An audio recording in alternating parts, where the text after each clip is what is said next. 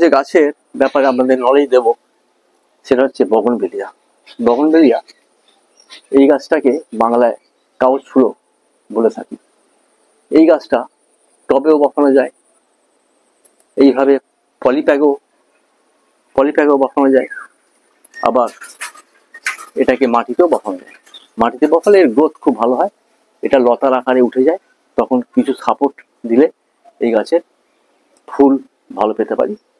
এই গাছের মাটি মিক্সিংটা খুব ইম্পর্টেন্ট। প্রতি বছর যে টবে বা পলিব্যাগে থাকে প্রতি বছর রিপোর্টিং করা অবশ্যই দরকার।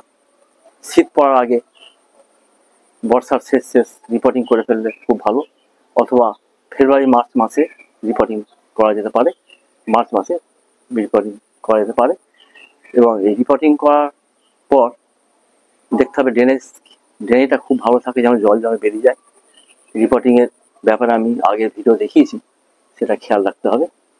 আর এই গাছের সানরে অবশ্যই দরকার, সানলাইট 5 থেকে 6 ঘন্টা সানলাইট দরকার প্রতিদিন, তাহলে এই গাছের পুরো ফুলে ভরে যায়।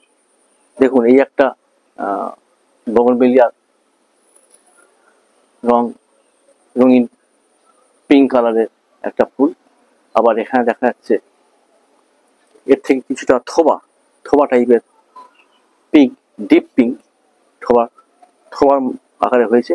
আবার এখানে দেখা যাচ্ছে লাল, এটা আবার লাল ফুল দেখা দিচ্ছে। এখন শীত আস্তে আস্তে প্রচুর ফুল দেখা দেবে। এর ফার্টিলাইজারের দিকে চিন্তা করলে আমি বলেছি যে সর্ষে খোল ডাস্ট 100 গ্রাম 1 লিটার জলে যদি ভেজে রাখা হয় 3 দিন, চতুর্থ দিনে ওই জলটা লাঠিতে গুলিয়ে 1 কাপ পরিমাণ নিয়ে 1 লিটার ফ্রেশ জলে গুলে নেবেন। গুলে তার থেকে 1 কাপ 1.5 কাপ একটা গাছের গোড়ায় দেবেন। যদি 7 ইঞ্চি 8 ইঞ্চি 6 ইঞ্চি টব হয় তাহলে 1.5 কাপ দিলে খুবই ভালো হবে। আর এটা মাসে একবার করলে পুরো শীতটা এই খোল জলেতেই এর গ্রোথ ভালো হবে, ফুল ভালো পাবেন, ফুলের লাস্টিং পাবেন এবং পাতা পুরো সবুজ দেখা যাবে, আর গাছের গ্রোথও খুব ভালো থাকে। আর এর ফাঙ্গাসের জন্য প্রতি 1.5 মাস পর আমিস্টার 1 ml 1 লিটার জলে গুলে বিকেলবেলার দিকে স্প্রে করে দেবেন। আর 1.5 মাস 2 মাস পর কাকা 1 ml 1 লিটার জলে গুলে বিকেলবেলার দিকে সূর্যাস্তের আগে স্প্রে করে দেবেন। এইভাবে পরিচর্যা করলে এই গাছের ফুল ভালো পাবেন আর গাছের গ্রোথও পাবেন, গাছের পরিচর্যাও খুব ভালো হবে, গাছ লাস্টিং